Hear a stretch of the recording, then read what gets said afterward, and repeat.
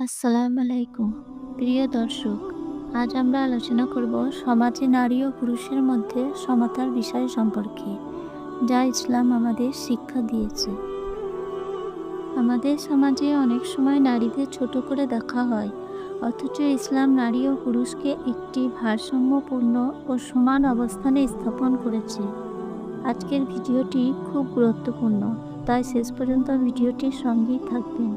ইসলামের দৃষ্টিতে নারী ও পুরুষের মধ্যে কোনো পার্থক্য নেই। আল্লাহ তাআলা বলেন, হে মানুষ, আমি তোমাদের এক পুরুষ ও এক নারী থেকে সৃষ্টি করেছি এবং তোমাদের জাতীয় গোষ্ঠীতে বিভক্ত করেছি, যাতে তোমরা একে অপরকে চিনতে পারো। নিশ্চয়ই আল্লাহর কাছে সেই সবচেয়ে মর্যাদা সম্পন্ন, যে বেশি তাকওয়াবান। সূরা আল হুজুরাত আয়াত নাম্বার 13। এই আয়াতটি থেকে এটা স্পষ্ট যে আল্লাহ নারী ও পুরুষ উভয়কেই সমানভাবে সৃষ্টি করেছেন। এখানে লিঙ্গ, বর্ণ বা জাতি নয়, বরং আল্লাহর কাছে মর্যাদার মানদণ্ড হলো তাকওয়া বা আল্লাহ ভীরুতা। ইসলাম নারী ও পুরুষের জন্য আলাদা ভূমিকা নির্ধারণ করেছে, তবে এটি কোনো পার্থক্যের জন্য নয়, বরং সমাজে ভারসাম্য রক্ষার জন্য। নারী এবং পুরুষ একে অপরের পরিপূরক। কোরআনে আল্লাহ বলেন, তারা তোমাদের পোশাক এবং তোমরা তাদের পোশাক। সূরা আল বাকারা 187 নম্বর আয়াত। পোশাক যেমন শরীরকে সুরক্ষা দেয়, তেমনি নারী ও পুরুষ একে অপরকে রক্ষা করে, সহায়তা করে এবং সম্মান দেয়। এখানে কোনো একজনকে আরেকজনের চেয়ে বেশি গুরুত্বপূর্ণ বলা হয়নি। ইসলাম নারী এবং পুরুষকে সমান অধিকার দিয়েছে।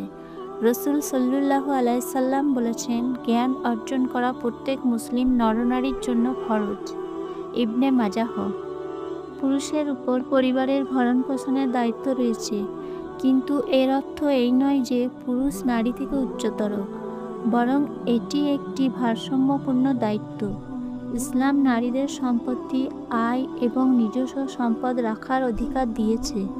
আল্লাহ বলেন, পুরুষের যা উপার্জন তা তার এবং নারীর যা উপার্জন তা তার। সূরা আন-নিসার 32 নম্বর আয়াত। এই আয়াতটি স্পষ্টভাবে বলে যে পুরুষ এবং নারী উভয়েই তাদের নিজ নিজ পরিশ্রমের ফল ভোগ করার সমান অধিকার রাখে। ইসলাম সমাজে লিঙ্গভিত্তিক বৈষম্যকে কঠোরভাবে নিষেধ করেছে।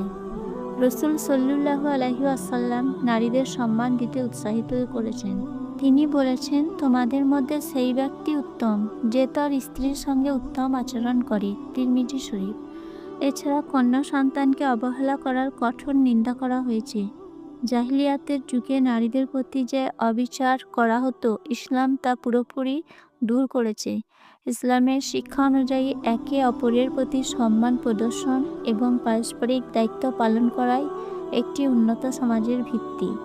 আসুন আমরা কোরআনের নির্দেশ অনুযায়ী নারী পুরুষ উভয়কেই সমান মর্যাদা দিই। নারী এবং পুরুষ একসঙ্গে কাজ করলে তবেই সমাজের শান্তি ও ভারসাম্য প্রতিষ্ঠা সম্ভব। প্রিয় দর্শক, আমাদের ভিডিওটি যদি আপনাদের ভালো লেগে থাকে তাহলে লাইক, কমেন্ট এবং আমাদের চ্যানেলটি সাবস্ক্রাইব করতে ভুলবেন না। দেখা হবে আপনাদের সঙ্গে পরের ভিডিওতে। ততক্ষণ ভালো থাকবেন, সুস্থ থাকবেন। আল্লাহ হাফেজ।